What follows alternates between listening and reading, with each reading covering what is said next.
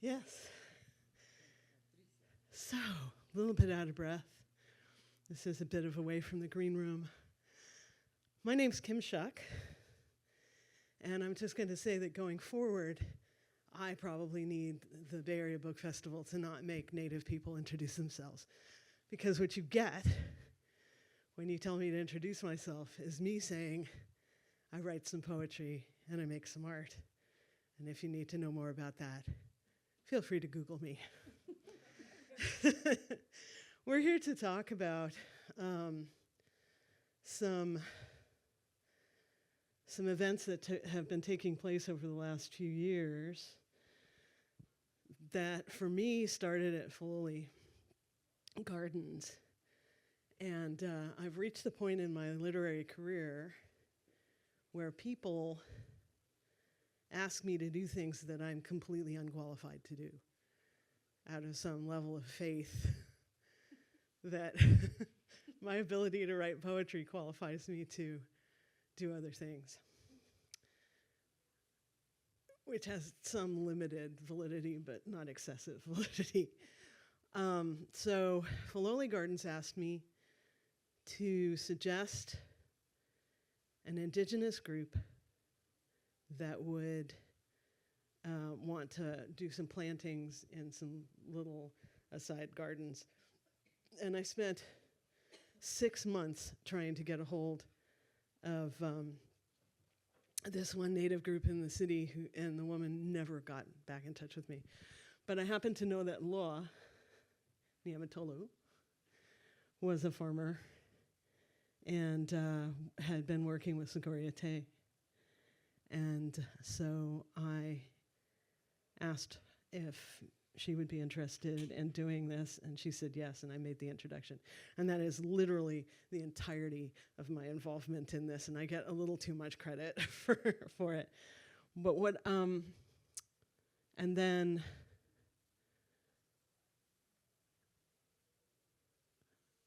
there's other stuff that's sort of associated, but you find that if you attend any Pacifica event or art show or anything, that much of the Pacifica community is involved in that. So, because the community is quite activated. The biggest problem that some of our communities, of our marginalized communities have is the fact that our kids have a ridiculously high suicide rate. And people have tried a number of things to adjust that. And most of them have had limited, if any, success. And so I want to talk about this project in terms of joy and all of the other things, but also with a focus on how do we engage with our kids in a way that keeps them alive. It's kind of basic. So first I'm going to introduce Loa in a more advanced way, which is that, well, first of all, both of these people are incredible poets, amazing poets, and I book them a lot for readings whenever I can, because I think their words have a lot of weight and importance. Loa, how do you even say this, is really quite a visionary for the Pacifica community and Indigenous communities in general. Has done phenomenal work, tireless work in supporting youth and elders and knowledge base and all of those things. And it is my incredible privilege to be her friend and to introduce you to her right now. And what I would like you to talk about is the project, how it unfolded in Filoli and has expanded since then. Yeah. Oh, so we go like that? Yeah. Okay, Kim. Yeah, you know, when this person that I love very much and care about, Kim Shuck, tells me what to do, I better just do it. You know, I'm thinking she's going to introduce Lehua too. But no, you know, and Kim is an Indigenous elder for us. And I'm so honored to be here with you. just to be here, and that I'm so honored to. I think this is also the dream of my ancestors, that we left home, Tongan, and that I could come here and be loved by also poet elders.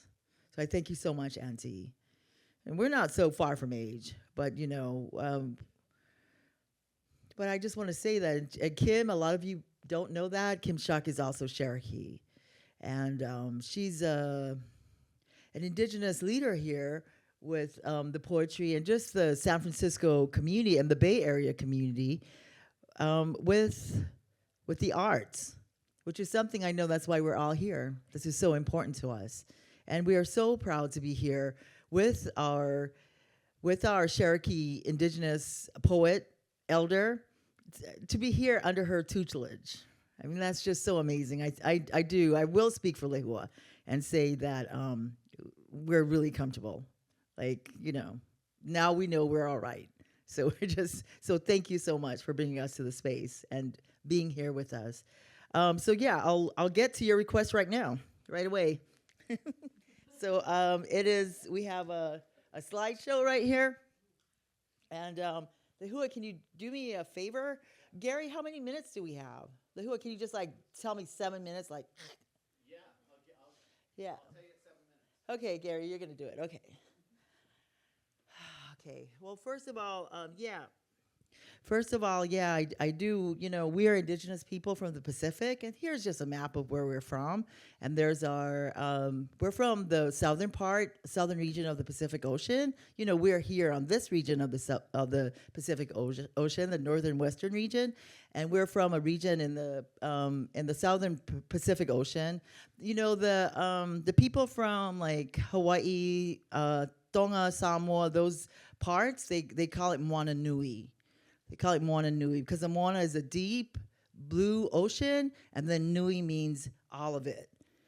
And so there is a particular part of the ocean, and then Lehua we're so proud to have Lehua with us. This is my sister right here, Lehua. And so we're so proud to have Lehua Taitano with us, who's a Chamoru poet.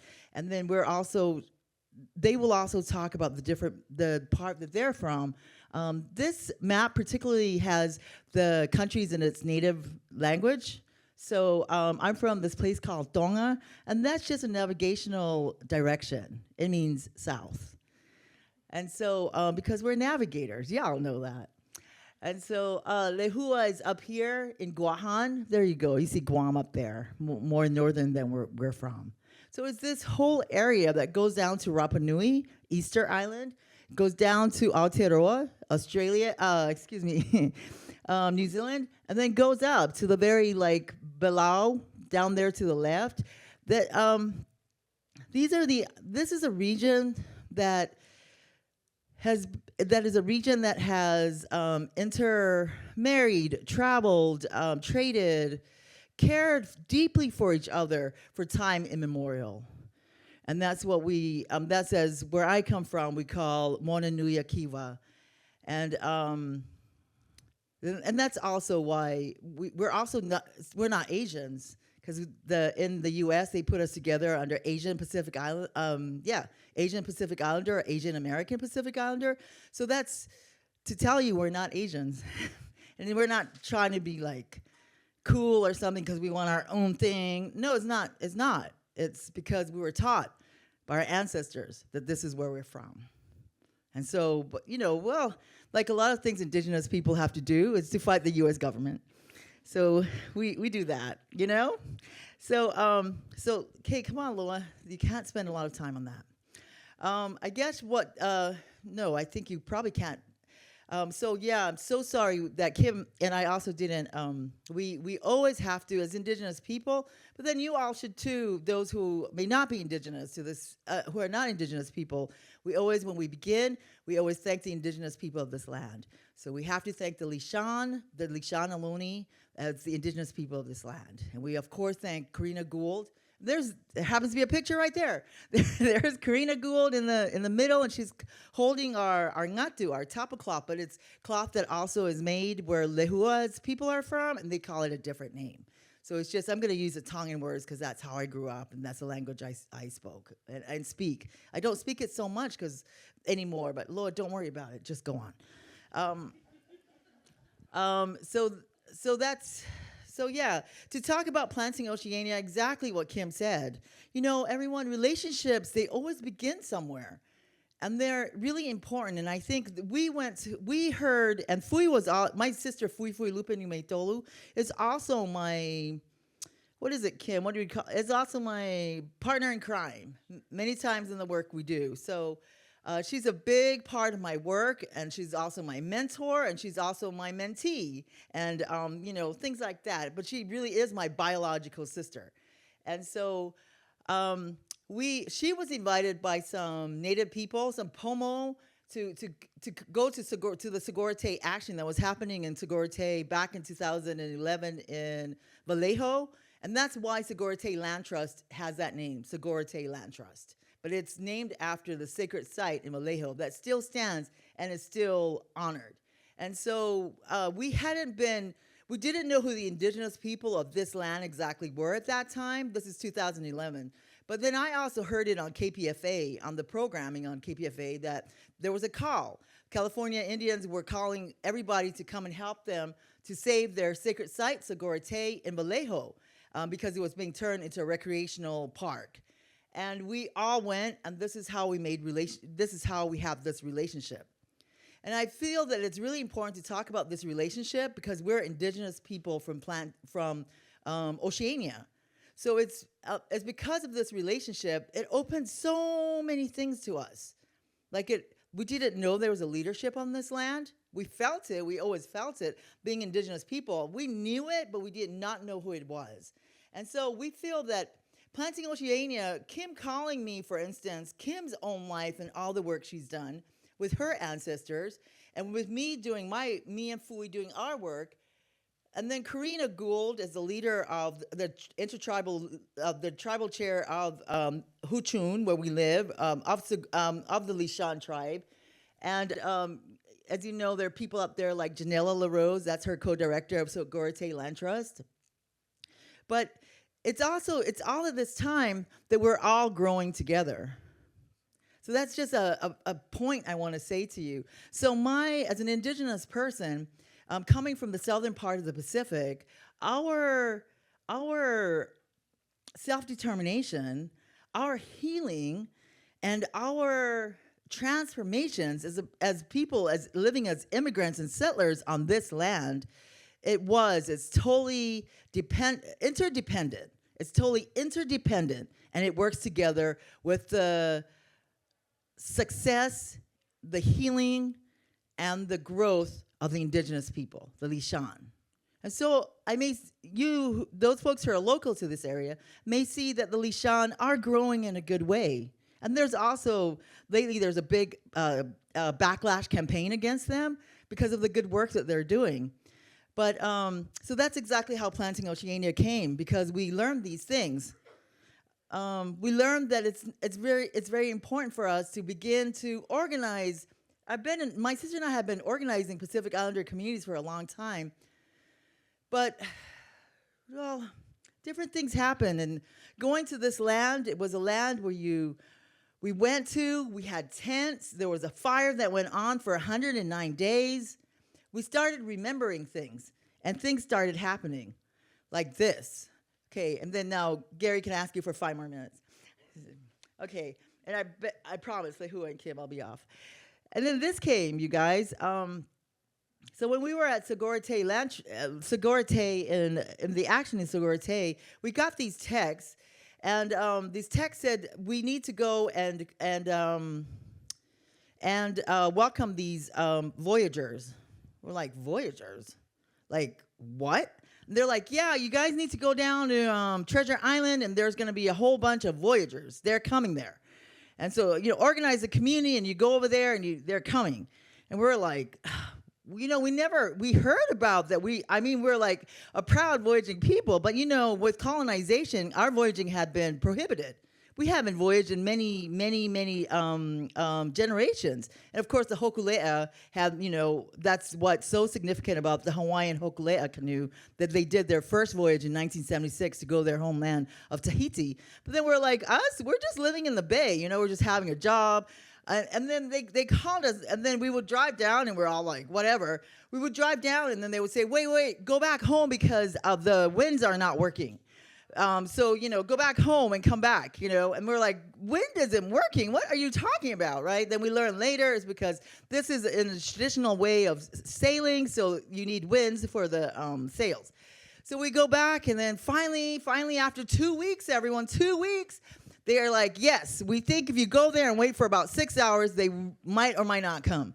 So we go down there, and we wait maybe for 3 hours, and they came. This is like the beautiful thing. But then that's also, so all these indigenous, all these ways that we have that we never thought that would ever happen to us was coming back in the craziest ways, right? We did not know a canoe would come to us in our lifetime.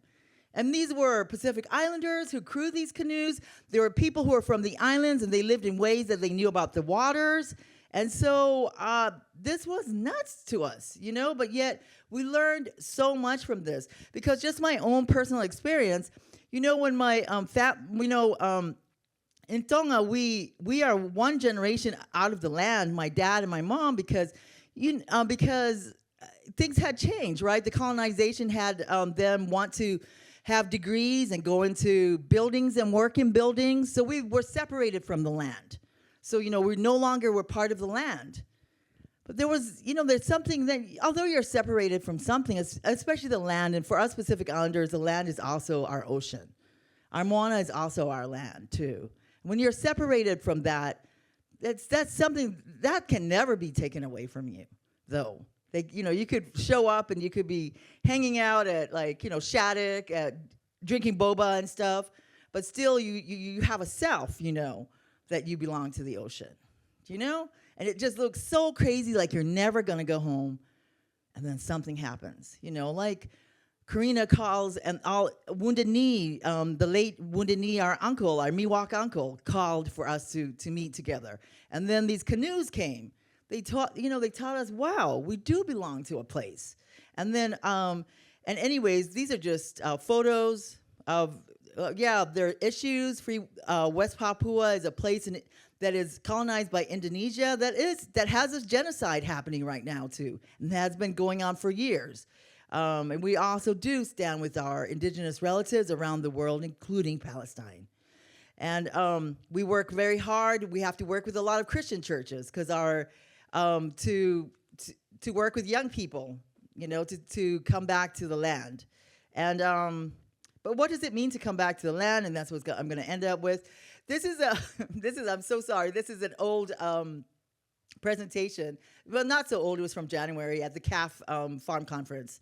And this is Planting Fonua, but we changed our name to Planting Oceania because we wanted people to have kind of a English kind of word, but it's also a word that also belongs to us, we feel.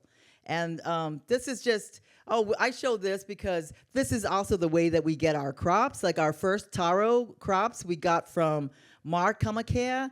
I called him, I said, Mark, oh my gosh, we're gonna finally plant taro at Failoli that Kim's talking about. So we have 2 plots there. And then Mark's partner, who's on the right-hand side, said, we're so sorry Mark passed away last week. But guess what, Loa? He has these kalo. That's Hawaiians call kalo, taro kalo. And here we're planting it. The young people coming to plant. They're at Failoli. I know all of you who do know Failoli. It's a big. All love to Failoli. I'm just gonna, we have a young person who calls it a big theme park. It's Failoli. It's so there's Lee who's not here. We had the tea leaves, and so I'll just go through this, and we're growing the kalo. That's a taro, and we are now. I'm gonna be done with this now. Yeah, thank you so much. And that's just a photo. Thank you. Okay.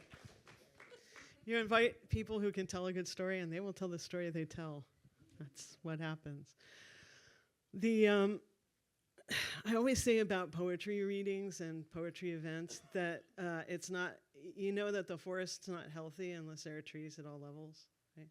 So part of what happens is a lot of Indigenous people practice a way where we have sacred obligations to the place that we're from.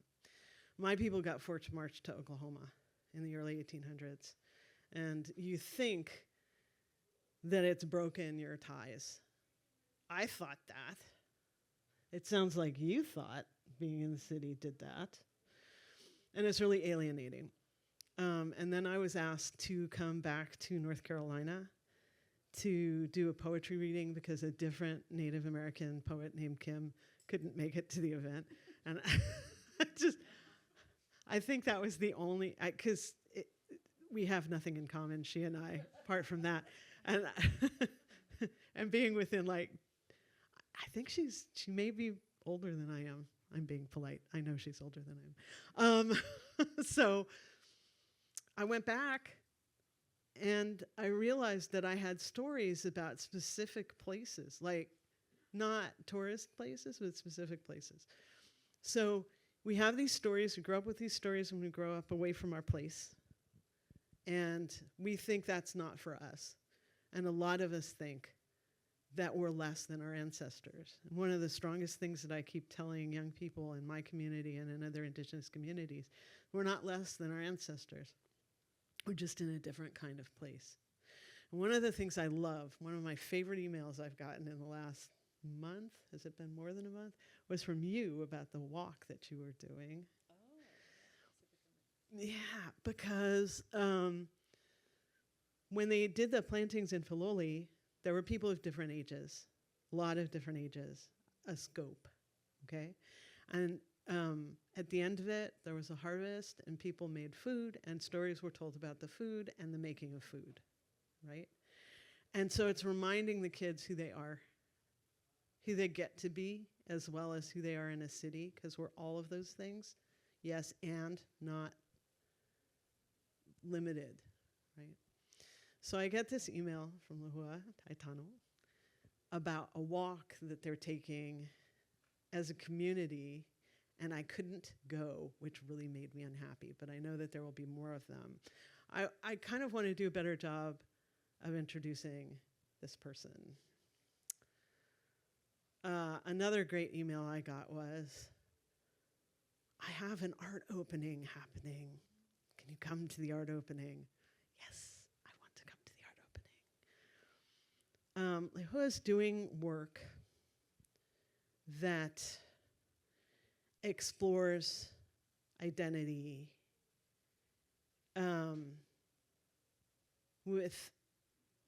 through a number of different media, but explores identity and affirms identity. And what I saw at that event was also a range of ages. And I think it's my experience, and it's not happened for long enough to be sure, but I feel like this sort of work really reconnects the young people to land and to their people so that they can feel more like, and so that we can feel it too, more like there's some hope to move forward. Now is a difficult moment for hope. I don't know if anybody else in the room feels that way.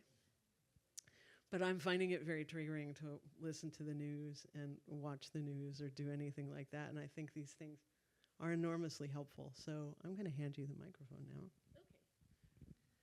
Hafa de todos hamzu guahusi Lehua Taitano, family and cabeza tsankwetu gidza zigu guahan. Hey y'all, my name is Lehua Taitano. I come from the village of Jigu, which is on the island of Guahan.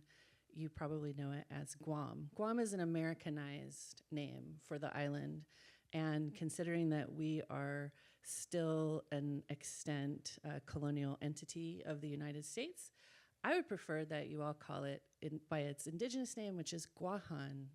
Can you say Guahan? Guahan. Biba. Guahan means we have. And it's something that I tried to take with me into any space, but particularly today, talking about indigeneity, Indigenous identity and like how are we all together? So you've got some Pacifica people, you have a Cherokee elder, like what naturally ties us together? And it's a sense of knowing. It's a sense of knowing about our Indigenous responsibilities and our ties to our homeland and what that means. And we view, Chamoru people view the land, air, and water as our literal ancestors. So we're not separate from, we literally come from and we're part of. And it's that sensibility that connects us. And if we're off island or out of Oceania, away from our ocean, we tend to want to be connected to the native people of the land that we're visiting or residing on.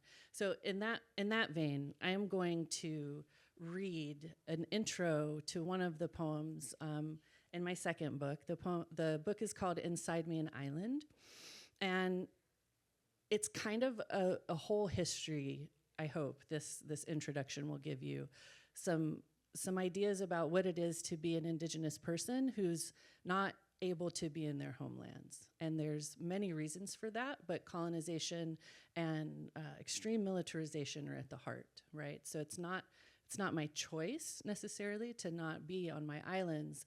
And if someone were like, well, why don't you just go home? Well, guess who's there? It's the US military. Spoiler alert.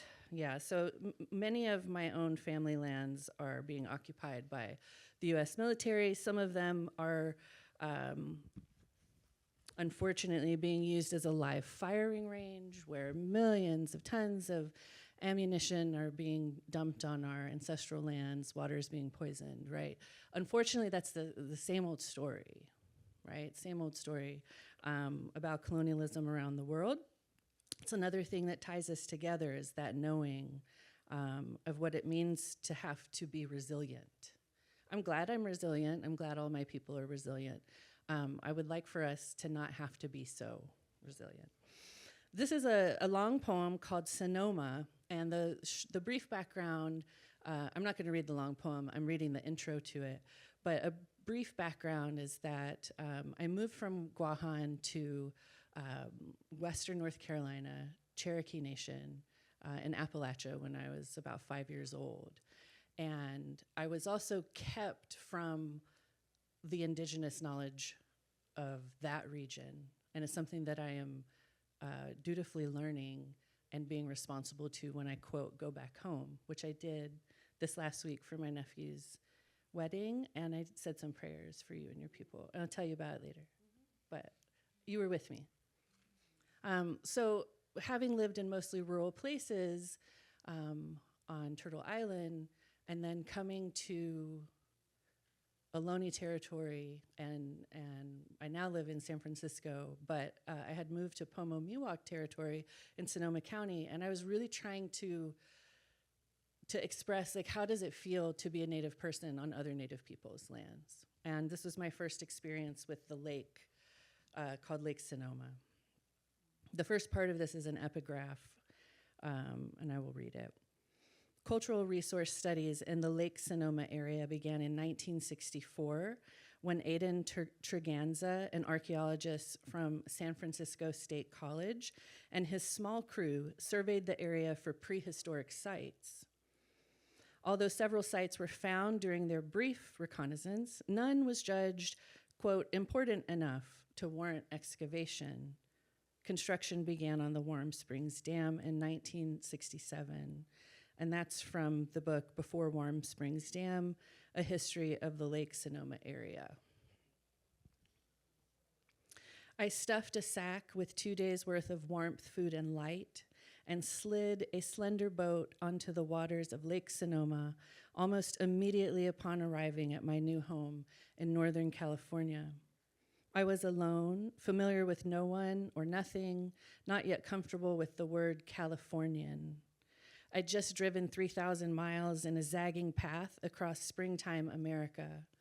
I was in love, maybe, was still healing from physical and emotional trauma, and was definitely in dire need of myself. For me, always, there is some quality of being adrift that serves to center, To be afloat is to be at once in and out of control, a condition in which one can drop a plumb line of consciousness into uncertain depths and test the tautness of adaptability, the sway of emotional well-being. To be from an island, yet to exist off island, is to continually reconcile the waters. So I found a boat in a lake, and I thought of the way the lake had come to be, and the way of history that floods and fleshes out those who would call the land at the bottom of the lake home, and the stories and languages of those displaced people, the Pomo, Miwok, whose sacred sites were drowned to make a place where boats like mine could float above any given Wednesday in spring. Which made me think of my own displacement and of being in maybe love too, which is to say, of living still and seeking happiness still, and of finding a new home in a land not my own, in the middle of the ache of being one who is displaced and alone with myself. On the banks of that flooded place, I wrote the love letter, Sonoma, the elegy, Sonoma, the maybe long poem, Sonoma, the floating words swirling in a canoe, Sonoma, for my brothers and sisters adrift. So that's the introduction to the poem, and I feel like, thank you.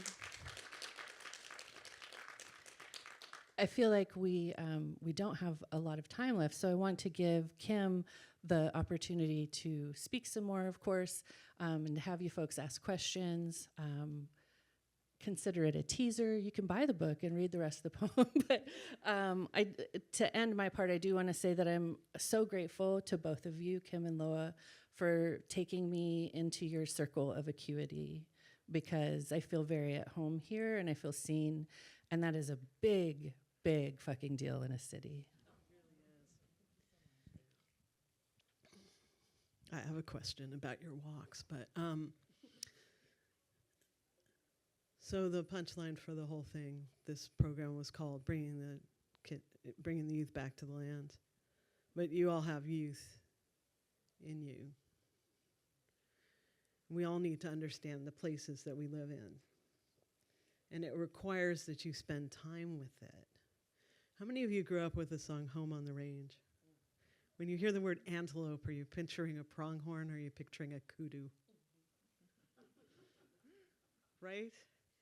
I mean, we're so alienated from where we are, no matter who we are, right? It has specific and acute effects on the indigenous people of the place. But it has other effects on everybody who's here. And it's really important to know where you are and sit with where you are and understand what the water situation is and understand what the seasons are. I was born and raised mostly in San Francisco with other variations, but mostly in San Francisco and northeastern Oklahoma. And people would every year, somebody who's new to the city says, we never have weather this hot in about September. It's never this hot in San Francisco. It is always that hot for those 4 days. You have a 4-day hot summer, and then it's over. But I could show you, because I grew up there, a place in Glen Park where you can sit and have a cup of tea and hear, if there's been enough rain that year, the river that used to run out to the bay that runs right under that cafe. Sit with the place, be where you are, get to know it, develop a relationship. We have sacred obligations. We all who live here have sacred obligations, and it's time we started fulfilling them. I have a question. Tell us more about your walking project and why that happens.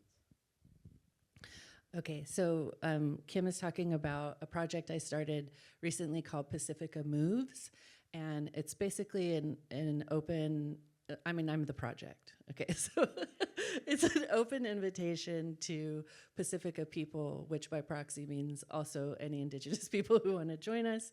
I live in the outer Richmond area of San Francisco, so right at Ocean Beach, and I've only been there for about a year, and I don't have a car, and so I'm trying to bring community to me.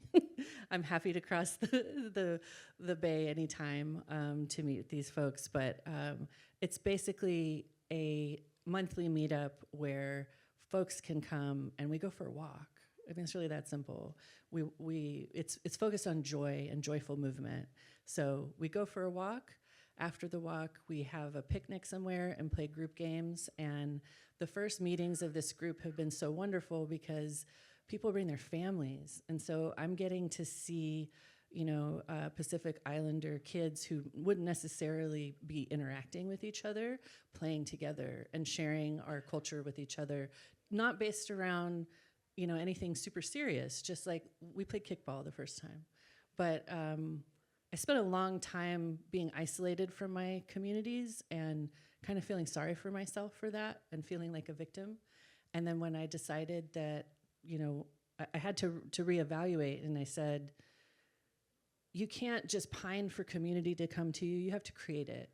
You have to seek it, and because you have to give something back. Once I started doing that, my life changed. And I've met you two because of that. And I'm grateful for that, for sure. Does anybody have specific questions they'd like to ask? Yes, ma'am. Yes. We are videotaping, so if we can get you on mic, that'd be great. Okay. I have two questions for Loa. Is that okay? Yeah. Are you ready? Fast because I know we have 2 minutes left or something. Yeah, 1 minute. Okay, one question then. Yeah, sure. What part does poetry play in your family's culture keeping practices? Yeah, thank you so much. That's such a great question, Bean, and I hope we can all answer this question. I do know that my grandmother, who I'm named after, Saliloa, is an orator. So that, she's a punake. Poet doesn't, that English word doesn't even stand next to that Tongan word punake. Because my grandmother will also even just go into the Wesleyan church on a Sunday, and she was this really big woman, and she wore the traditional ta'ovala, which is a thing. It's woven, and she'll just get off the taxi. It's not fancy, the taxi, and she pays the taxi driver 90 cents, and she'll just get on her butt and sorry grandma, I'm saying that word, and go up to the stage of the church and give the genealogies and talk of the genealogies, how people are related to each other, and that just makes that you up there and then you up there and then you Patricia and you Lenore just connect. You're like, this is why we came to church this morning, is to connect, and that was her job, and that's just how I see my job as a poet. Okay. For one more.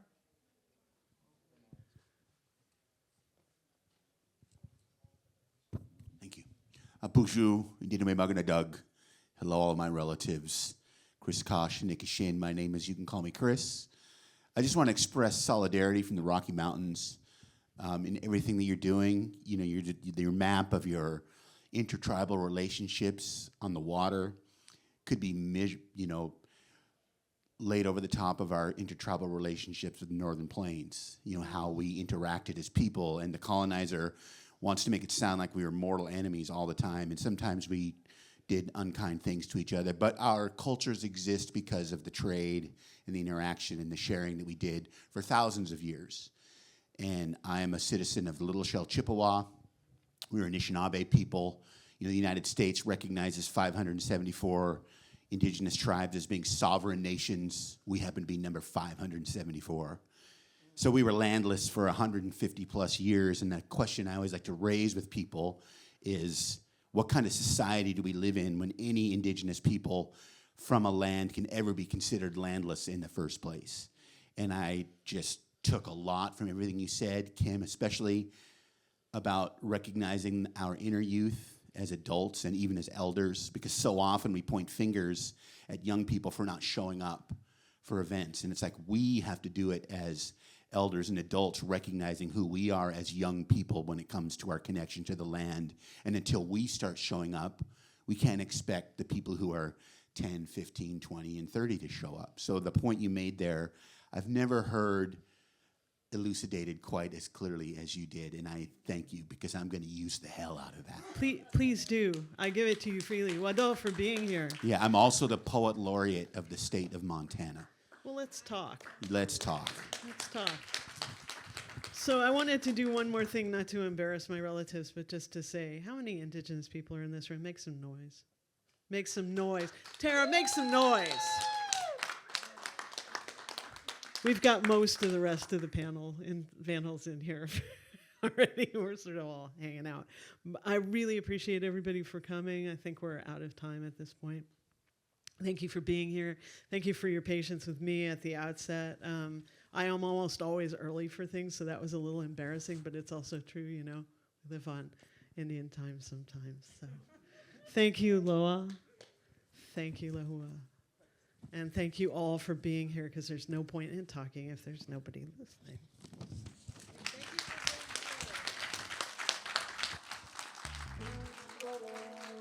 One more time for your authors, Loa and Lehua.